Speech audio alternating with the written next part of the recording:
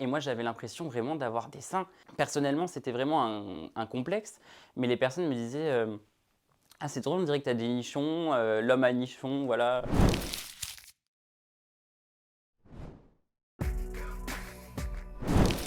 Bonjour, je m'appelle Robin, j'ai 21 ans, je suis comédien, influenceur et en même temps j'ai mon entreprise Okiki à Nancy.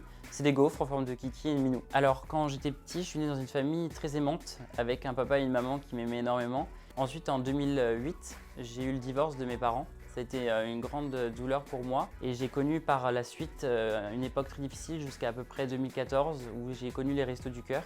Et ça, je l'oublie pas parce que ça fait quand même une force, ça nous rend plus forts par la suite. C'était une époque très compliquée parce que du coup, ma mère avait loué un petit appartement, comme elle n'avait pas beaucoup d'argent, elle gagnait que 700 € par mois grâce à son boulot. C'était un poulailler en fait qui avait été rénové, donc c'était dans les sous-sols, il y avait beaucoup d'humidité, il n'y avait pas beaucoup de fenêtres, il n'y en avait qu'une dans tout l'appartement, c'était vraiment atroce. Et pendant 4 ans, on allait du coup se nourrir au Resto du Cœur. En 2019, j'ai eu mon papa qui est décédé dans un accident de travail pendant qu'il était au travail sur la route. Le camion a explosé. C'était vraiment pour moi un moment très difficile parce qu'à ce moment-là, tu te dis ta vie elle change, c'est plus la vie d'avant. Du jour au lendemain, c'est fini en fait. Donc après ça, après le décès de mon père, ça a été une époque très difficile. J'étais face à moi-même parce que je devais rendre fière ma mère, ça m'a rajouté une pression en plus parce que c'est tout ce qui me reste sur cette terre. Et c'est vrai que si elle part, tu te dis mais en fait à quoi je sers? Parce que t'as plus de parents, tu deviens rien en fait. Quand j'étais jeune, quand j'étais en colonie de vacances, je m'en souviendrai toujours, on était tous en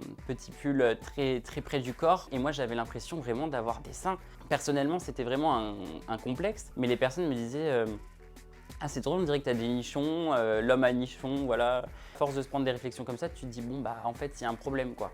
Dès que j'avais 12-13 ans, j'allais à la piscine avec les personnes de ma classe. Je voyais les corps des garçons complètement différents du mien. Les garçons ils avaient une voix assez masculine, moi j'avais une voix très aiguë. Les garçons avaient un ventre plat avec des pectoraux très plats. Moi j'avais un ventre plat avec des pectoraux assez élevés comme des seins et je comprenais pas pourquoi j'avais tout ça. C'est vrai que mon père il me disait toujours t'as une brioche, voilà, j'avais pas ça à ton âge. J'avais l'impression d'être fautif, que ce soit de ma faute en fait ce qui m'arrivait. Par la suite, après le décès de mon papa, j'ai fait un IRM et je me suis rendu compte que j'avais une tumeur bénigne à l'hypophyse, ce qui fait que je développe trop d'œstrogènes, donc d'hormones féminines dans mon corps, ce qui fait que j'ai une voix un peu plus aiguë, que j'avais une gynécomastie, que j'ai pas beaucoup de poils, que mes muscles sont très peu développés. Face à ça, je me suis retrouvé en fait à avoir une déferlante de haine sur Twitter. On ne peut pas dire à quelqu'un c'est de ta faute, va faire du sport, va faire ci, si la personne en fait elle a beau le faire, elle a beau avoir une bonne hygiène de vie. C'est comme quelqu'un qui prend un traitement médical et on va lui dire mais en fait t'es grosse. Non, en fait c'est mon traitement médical qui me rend comme ça. Et c'est exactement la même chose.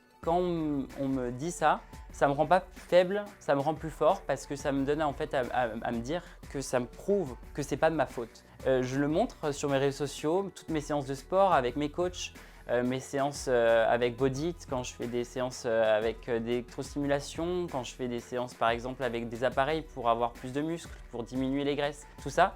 Et je le montre sur les réseaux sociaux, mon train de vie, mon hygiène de vie, où je prends soin de moi et je ne suis pas là chez moi à me prélasser et à faire uniquement de la chirurgie esthétique comme on aurait pu le croire sur certaines émissions qui montrent ça alors que c'est pas du tout la vérité. Mon problème hormonal a fait que j'avais des muscles assez peu développés, donc quand je vais à la salle, je dois faire 3 fois plus de sport que quelqu'un de lambda. Et surtout, le fait que j'avais une gynécomastie, en fait, il faut voir comme s'il y a le muscle ici avec une boule de graisse.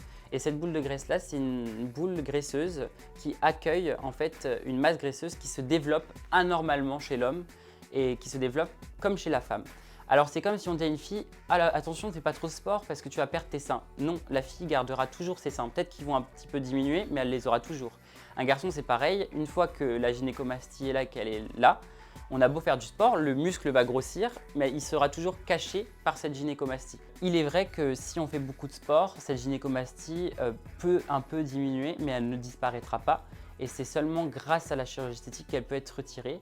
Et d'ailleurs, ça touche quand même un homme sur 3 en France. Bien sûr, il y a quand même différents niveaux, hein. Il y a des gynécomasties assez fortes où il y a carrément des seins, on peut dire, qui tombent presque au niveau du nombril. Il y a des personnes qui ont juste les tétons qui partent en pointe. Il y a des personnes qui ont un petit peu de sein. Moi, c'était mon cas.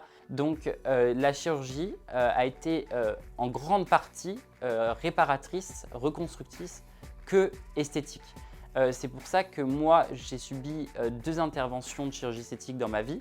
La liposuction, qui consiste à retirer des graisses. Moi, j'ai enlevé uniquement la graisse. J'ai pas fait de chirurgie où on a transformé mon nez, où on a transformé ma mâchoire. Voilà, donc les seules opérations que j'ai faites, c'est uniquement enlever de la graisse qui correspondent du coup à mon complexe par rapport à mes hormones. Pendant le confinement, je m'ennuyais beaucoup parce que d'habitude, j'allais toujours chez mon père et bah là, j'y allais plus. Et puis d'habitude, j'allais toujours la semaine à l'école et là, j'y allais plus. Et je suis restée avec ma mère enfermée à la maison. J'ai un voisin qui avait à peu près 16 ans. Qui m'a conseillé d'aller sur TikTok et de télécharger l'application et je me suis dit bah pourquoi pas le faire et je me suis lancé, j'avais posté une vidéo avec ma mère qui me paraissait plutôt drôle et tout de suite ça a percé et en l'espace d'un mois j'ai gagné au moins 200 000 abonnés, je me suis dit c'est quand même dingue et au bout de 2 mois j'étais déjà à 500 000 et puis en même pas un an on a atteint les 1 million d'abonnés et maintenant on est à 1,5 million, bientôt 1,6 million.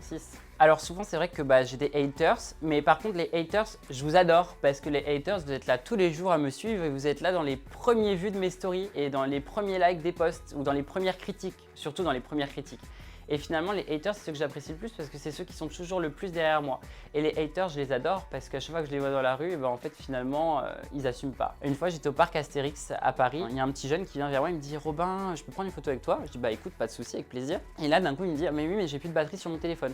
Et je dis bah écoute il n'y a pas de souci, je peux prendre avec mon téléphone et puis tu me donnes ton Instagram et je te l'envoie tout de suite. Il me dit d'accord. On prend la photo, il me donne son Instagram, je vais dans message et là je vois des insultes, espèce de con, voilà, etc., etc.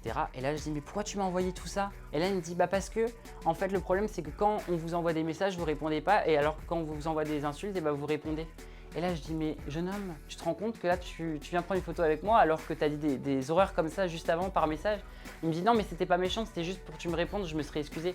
Je dis, oui, mais tu sais que en fait, il suffit que la personne qui est derrière, c'est pas un robot, c'est des personnes qui sont des humains, tu vois, je suis un humain, tu vois, j'ai de la peau comme toi. Et bah, si tu dis des horreurs comme ça, et bah, il y a des personnes qui lisent ces messages et ça peut les rendre fragiles et leur faire du mal, tu vois. Et là, il me dit, oh, je suis désolé. Et là, il a commencé à pleurer. Et là, je me suis rendu compte que finalement, des fois, les haters, c'est pas seulement des gens qui t'aiment pas, c'est des gens qui veulent se faire remarquer. Moi, quand je fais une chirurgie esthétique et quand j'en parle sur mes réseaux sociaux, c'est surtout pour partager ce que je fais, apporter des réponses et aussi pouvoir prévenir par rapport à mon problème et à mon cas personnel, si des personnes sont dans le même cas que le mien, répondre à leurs questions et à pouvoir être là pour eux en message privé ou alors dans la vie de tous les jours quand on vient me voir à ma boutique ou dans la rue, voilà. C'est pour ça que je fais ces stories en grande partie, c'est pour tout simplement parce que je suis quelqu'un de transparent, je ne vais pas faire un placement de produit pour une crème amincissante si juste avant j'ai fait une liposuction. Voilà, c'est important d'être entier avec ma communauté et je me cache de rien. Il y a des personnes qui vont faire la chirurgie qui ne vont jamais le montrer et qui après vont dire que c'est grâce à des crèmes qu'ils ont ces résultats-là. Non, au bout d'un moment, il y a soit eu un lifting, soit il y a eu quelque chose, ou, voilà, mais des fois c'est un peu faux. Moi, je suis dans le réel, je suis dans le concret. J'ai fait une chirurgie, je l'assume, je n'ai pas à me cacher, de toute façon la vérité sort toujours. C'est pour ça aujourd'hui que je suis là à me défendre dans cette interview pour montrer que finalement le Robin en fait c'est pas un flemmard qui en fait ne fait rien de sa vie et qui vient faire une chirurgie esthétique tel un influenceur superficiel de Dubaï. Non, c'est pas tout ça. C'est un Robin qui a des complexes depuis son plus jeune âge. C'est un Robin qui a souffert et qui souffre peut-être aujourd'hui. Après ça me regarde personnellement. Mais je sais que je suis fort mentalement pour supporter toutes ces critiques. Et c'est pour ça que je suis venu me défendre dans TPMP pour montrer en fait la personne que je suis réellement.